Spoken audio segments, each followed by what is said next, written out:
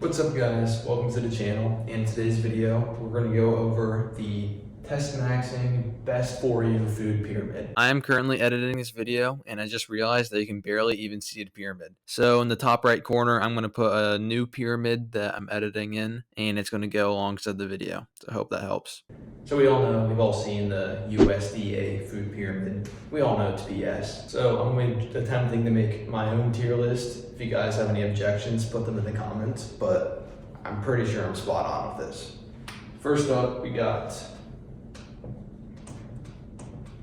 ruminants. I wrote that a little too big, but if you guys don't know what ruminants are, they're basically animals that have many stomach chambers. So red meats like beef, like venison, like bison. There's quite a lot of other ones. I'll probably pop up something on the screen showing them all. Basically any red meat except pork is a ruminant animal. And what makes ruminant animals so good is that they're able to turn the polyunsaturated fatty acids that they eat into saturated fats that store in their body. Whereas if you compare it to a chicken or a pig, if they eat the PUFAs, the polyunsaturated fatty acids from, say, soy and corn, they're not able to turn that into saturated fats, and it just stores in their muscle tissues. And then when you eat it, you're basically eating seed oils. So that's why ruminants are the best animal to eat. On top of that, they're also very, very nutritious. They have every single nutrient the body needs. And yeah, they're just great. They should be the staple of your diet. Next up, we have eggs. Eggs, much like ruminant animal meats, has almost every single nutrient you need. But the best thing about eggs that the meat doesn't have, the ruminant meat, is that it has a lot of cholesterol. And cholesterol is very, very good for you. Don't let them lie to you and say that cholesterol is not good for you, because it's necessary for almost every function in your body. And it is the building block for testosterone and every single hormone in your body. So eggs, very nutritious. They got all the vitamins and minerals, kind of like the animal meat does. And they also have a lot of choline, a lot of vitamin D, a lot of just great things. But the most important thing is that they have cholesterol, and that's important because animal meat doesn't really have much cholesterol. So you need to be getting your cholesterol from eggs. And lastly, on the bottom tier, we have butter or tallow. Or you can throw ghee in there too. They're all pretty much the same. But you want to be eating a lot of animal fats. That's what you should be cooking with, because they're saturated fats, meaning that they're very stable and they're very good for you. They're not going to cause you to burn in the sun, and they're obviously much more healthy than the processed seed oils or even avocado oils and olive oil. Now I get the question a lot, which is, are avocado oil or is extra virgin olive oil good? And I don't really think it's very good. The reason why is because most avocado oils and most olive oils in the United States, they are cut with seed oils, meaning they have seed oils in them. And all of them are very highly processed, and you don't know exactly how they're made either. So overall, if you can find a really good extra virgin olive oil, I think that's fine, but try to stay away from them. And especially don't cook with extra virgin olive oil or avocado oil, because at high temperatures, they denature and they become kind of like seed oils. They become polyunsaturated fatty acids. So you don't want that. That's why on high heats, cooking tallow, cooking ghee, even butter also can kind of denature when it gets high in heat. It doesn't really have a high smoke point. So try not to cook at high temperatures with butter, but animal fats are always the way to go. They have a little bit of nutrition in them, not too much, but mainly because of all the saturated fats. That's why you want to eat a lot of animal fats. Now, that is the complete bottom tier. If you actually want to lose as much weight as possible in the shortest amount of time and try to get as healthy as possible in the shortest amount of time, I would recommend sticking to this diet like 100%. Especially if you're not working out or you're not doing anything physical, you don't really need any carbs. So this is actually the perfect diet to get your results as fast as possible.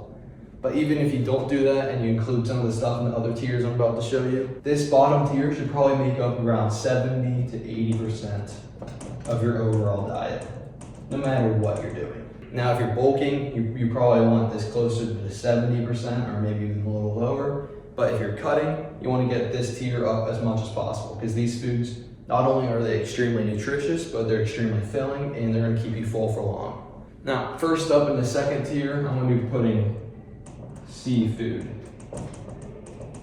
And honestly, if we're talking a century ago, seafood would be in the bottom tier. Seafood has a ton of nutrients, a lot of omega-3s in almost all the seafood. And it has a lot of nutrients that are kind of unique to it.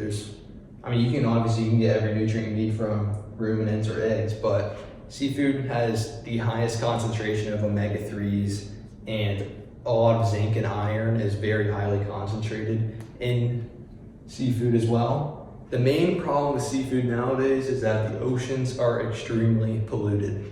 And this creates the problem that a lot of fish and a lot of seafood animals have a lot of heavy metals and microplastics, and they accumulate over time. So overall, I wouldn't recommend eating seafood every single day. I still think it can be a part of a good diet. But if you eat seafood, try to avoid the larger fish. So try to avoid swordfish, tuna, even salmon I wouldn't have too often. But things like sardines, clams, oysters are really good. So the smaller animals, shrimp, those can be eaten more often than the bigger animals because they have a shorter lifespan. They don't have as much time to accumulate all the toxins, so they're not gonna be as affecting on you. Next up in this tier, we have fruits. So fruits are good because they have a lot of fructose in them, which is very readily available, and it's kind of quick energy. So I always recommend fruits right before you work out because they'll give you an instant spike in energy. However, don't go crazy with fruit. That's one of the biggest things I see with people eating an animal-based diet, like Paul Saladino and some of the other people. They just chug watermelon juice and they eat so much fruit every day. And at the end of the day, fruit should be a tool to get good workouts in and a good pump in. It shouldn't be eaten in every single meal. And it's definitely not a perfect food that you can just consume endlessly.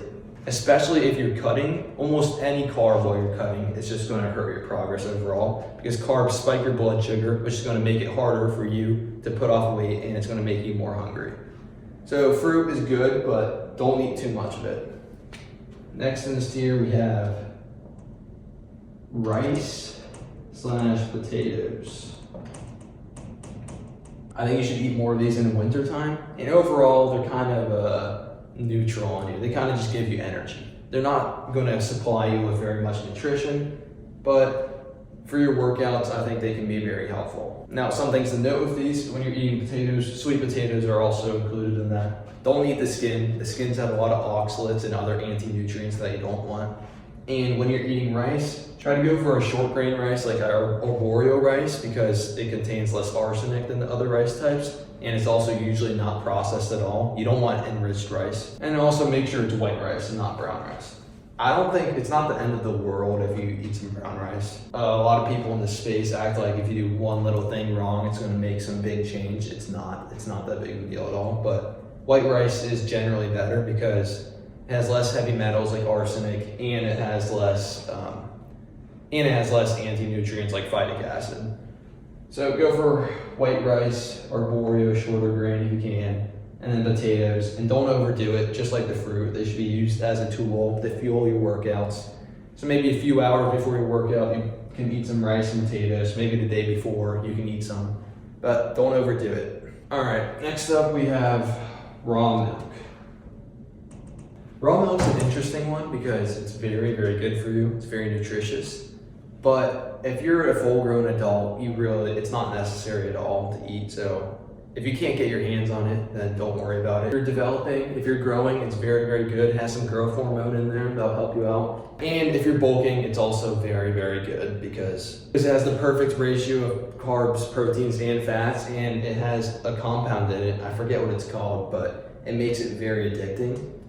So if you're cutting, I'd probably don't drink too much of it, but if you're bulking, it can be very, very good. And then lastly, in this tier, we have chicken / pork or any other monogastric animal. And all of these animals, you have to make sure they're pasture raised, not fed corn and soy, because as I said before, monogastric animals store the fat that they eat. And if they're eating seed oils, they're going to store the seed oils in their fat, what you're gonna eat, and then you're gonna be consuming seed oils, and you don't want that. A lot of you might be thinking, why are they in the higher tier if I get pasture raised? Isn't it just as good as ruminant meat? And it doesn't have as much nutrients as ruminant meat. That's the biggest reason why. And for me myself, I've gotten pasture raised pork before. I've eaten it over a few days span because I tend to just meal prep my meals. And when I'm eating pork, it doesn't really feel the same as beef. I like ruminants a lot more. But chicken and pork every once in a while, definitely not gonna kill you, it's very good for you. I would just not exclusively eat chicken and pork. Whereas ruminants you can exclusively eat. Now that makes up the entire second tier, and the entire second tier should probably make up around 15 to 25% of your diet, depending on if you're bulking or cutting. If you're cutting, you can kind of X out this entire tier because most of it is carbs, and carbs make it harder for you to put off weight. If you're bulking, however, carbs are very, very beneficial. They're gonna be your best friend. It's it's not impossible, but it's very, very hard to bulk without carbs. So bulking, these are gonna be all your best friends, right? All the carbs up here. And in the final tier, you should be eating these about 5% of the time, I'd say. And first up, we have organ meat. Liver is obviously going to be the most nutritious, but heart is also really good. I mean, the brain is good. Every single organ is very, very nutritious. However, organ meat, it doesn't taste as good as muscle meat, and I think there's a reason for that. Especially with liver, if you eat too much liver, the amount of copper in liver compared to the amount of zinc, you need a certain amount of copper for a certain amount of zinc, and it needs to be proportionate. And if you eat too much copper, then you might get copper poisoning. So that's why I only recommend some organ meat every once in a while. I think 4 ounces to 8 ounces a week is probably good enough. And it's not really necessary either because you get a lot of nutrients from these things. So they should be more used as a supplement, and they're not really necessary, but they'll kind of just put your health over the top. But yes, they also are by far the most nutritious foods on the planet. And you can definitely take that into account. If you're cutting, they can be very, very helpful. And then lastly, in the top tier, I'm putting raw honey. And you can put maple syrup in there too. This is one of the biggest mistakes I see a lot of people making who get on an animal-based diet, and they just eat so much raw honey. They make their little Greek yogurt bowls twice a day, and they put mountains of honey in it. Honey, at the end of the day, is mostly sugar. Yes, it has a little bit of trace minerals, but it barely has anything at all. And at the end of the day, your body sees it as glucose, it sees it as fructose, it sees it as sugar. So you do not want to overdo honey. I recommend maybe less than a tablespoon a day. If you're bulking, you can kind of bump it up a little, but don't be the types of people who eat the massive yogurt bowls because, as I said, it's just sugar. It just causes glycation. It's going to make you look older. And you're going to see pretty soon that a lot of these people are going to start aging very, very badly who eat like that. Anyways, guys, that kind of wraps up the video. If you just follow everything I said in this video, this is probably my most valuable video yet. Because if you do everything I said, you'll be very healthy and you'll live a great life. Thank you guys for watching, and subscribe if you learned something new.